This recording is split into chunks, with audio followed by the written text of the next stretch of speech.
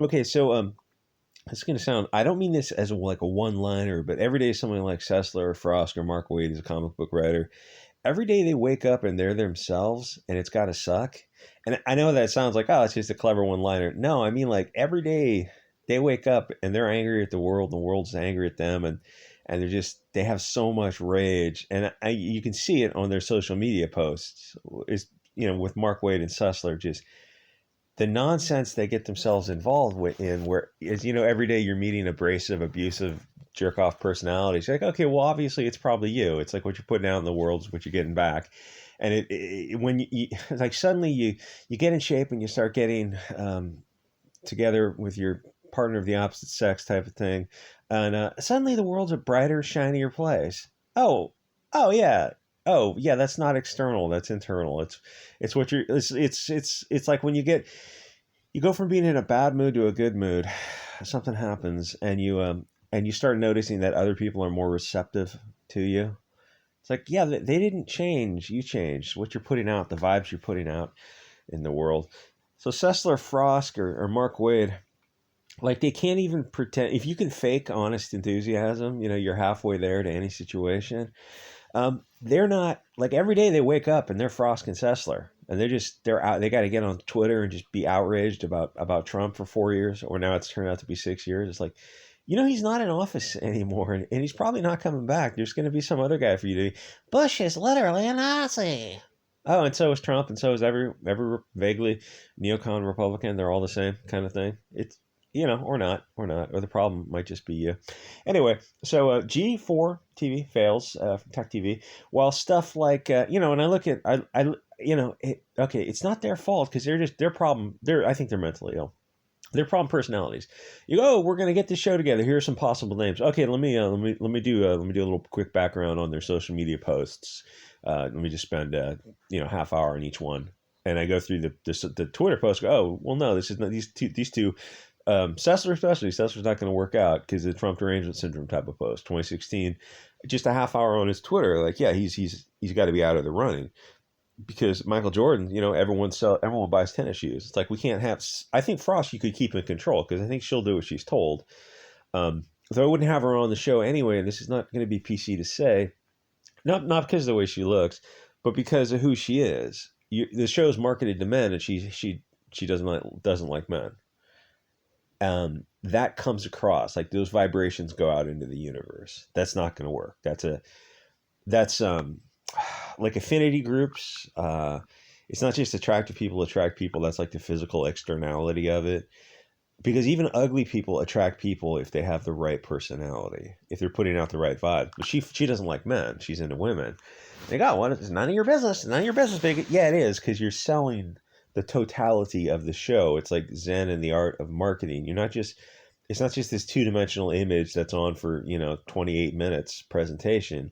It's the whole what's that German word? I forget. Gestalt or something.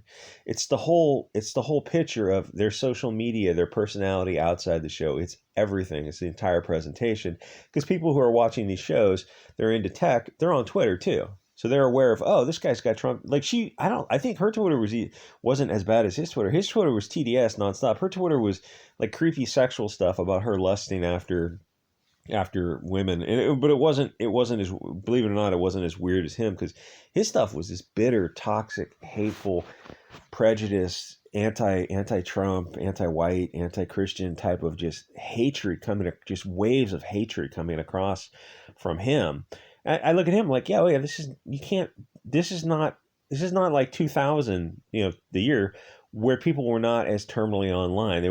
People were online and message boards and stuff like that, but it wasn't the same thing. You didn't have the outreach where he could be a toxic person in 20 years ago, and even 15 years ago. It just wasn't. People just weren't as online as they are now. Where now it's like, okay, they're on the show, so the show's one part of it, but they're also on Twitter, and they see you on Twitter like, oh, this guy's horrible. He's the most toxic, racist, intolerant person. Why would you hire him? So that's not his fault. He is what he is. Who pulled the strings on him? Well, you'd have to look at whoever at Comcast decided to put this thing together and didn't do their background check, just to look at their. All you got to do is like give people what they want and respect the audience.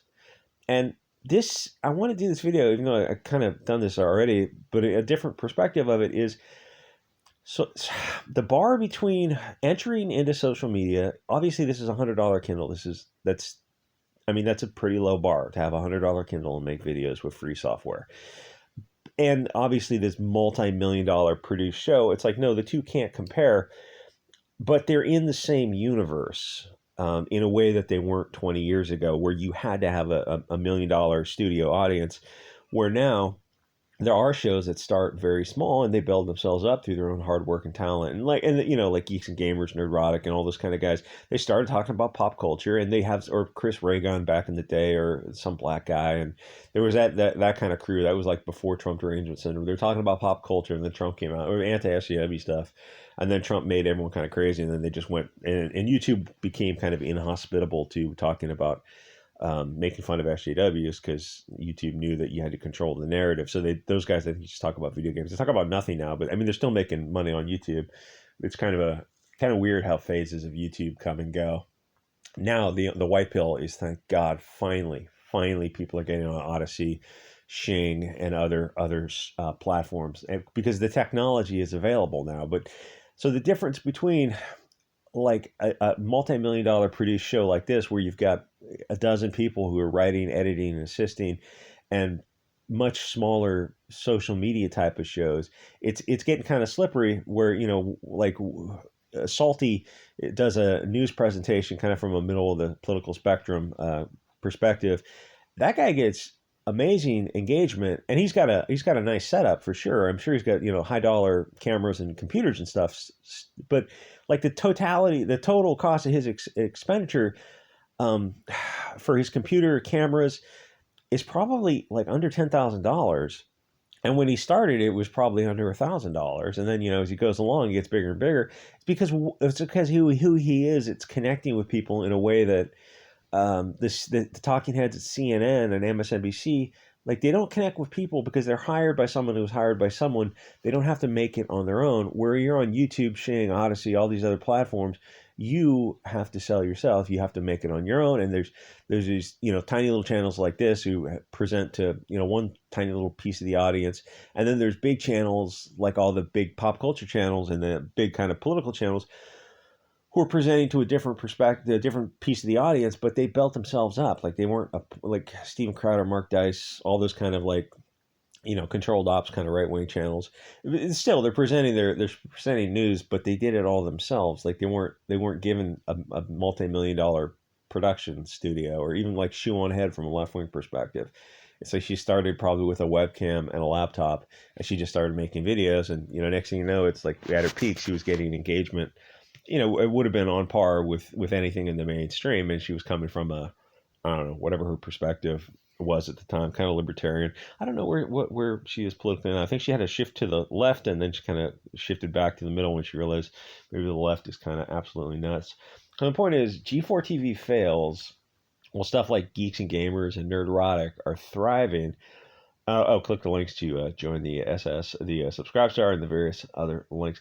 So a few things this article points out, it got me thinking of not necessarily this show, but also like Hollywood is so different now because the buy-in entry point is so low now, and that changes the game for everyone involved. It gives everyone opportunities that you just didn't have 20 years ago.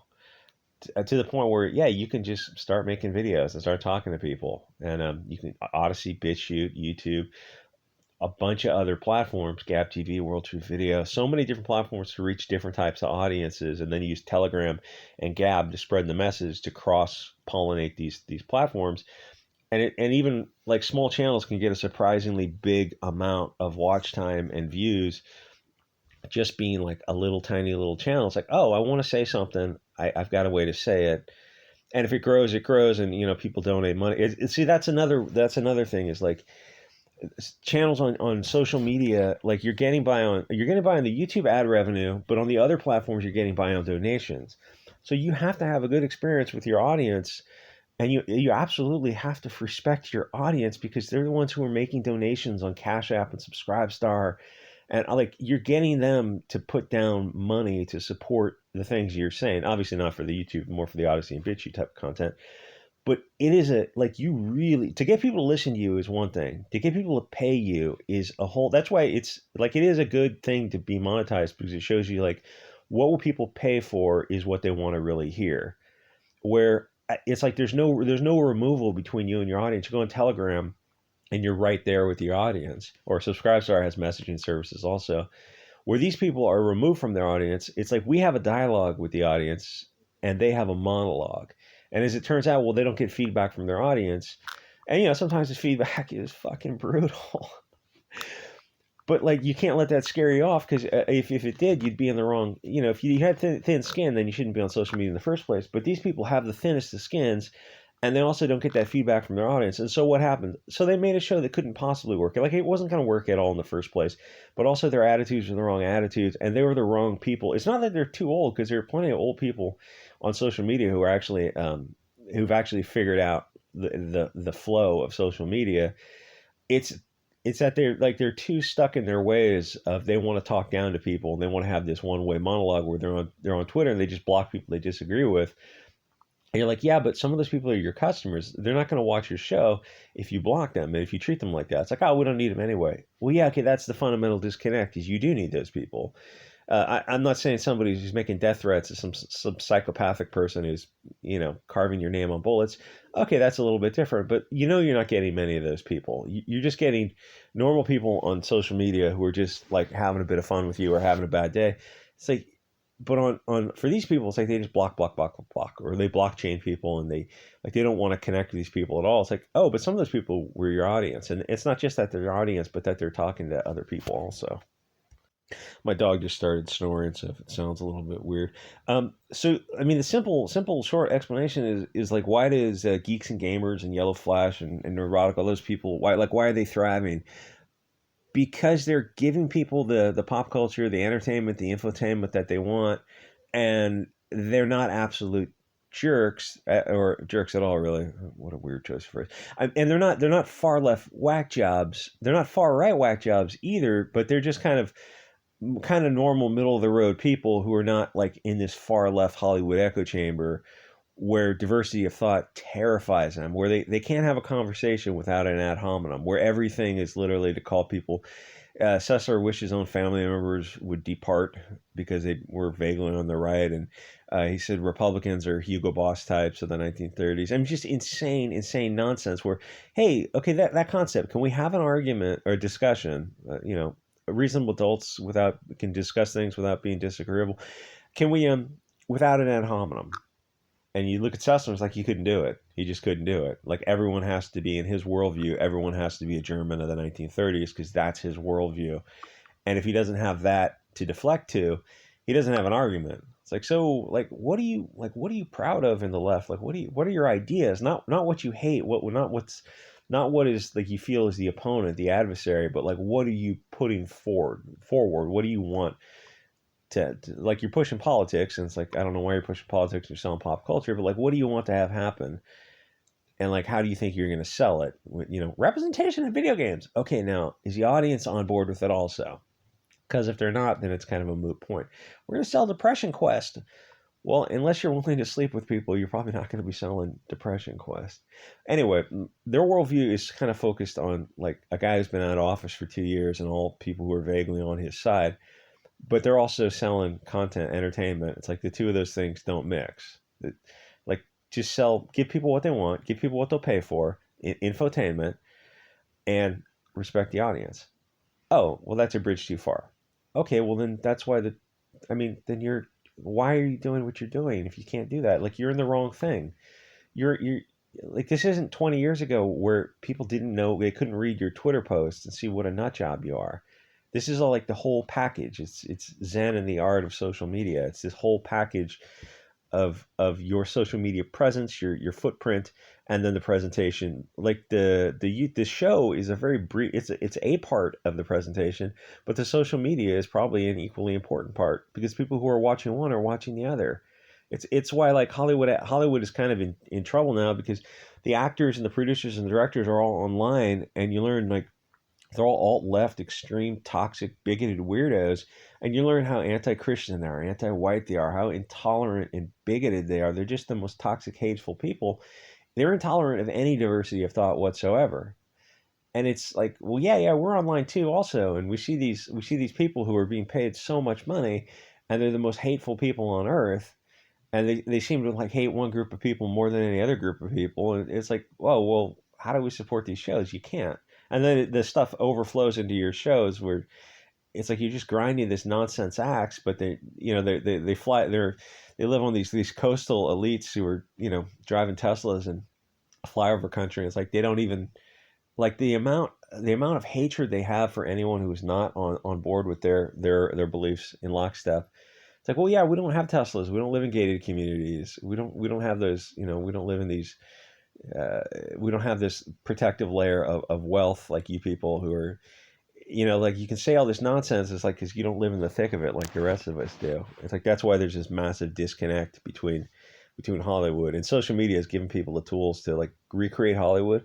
Yeah, sort of like a multi-million-dollar produced show, probably not.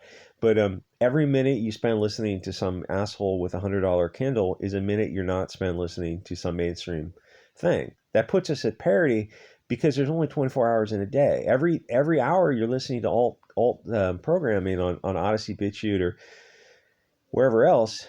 It's just that's time not spent getting the mainstream propaganda. You're getting the alt propaganda, which is amazing. But keep in mind, our side doesn't fear investigation. We want you to be exposed to both sides of it. Hush up, dog. Anyway, like, comment, subscribe. I'll see you guys all next episode.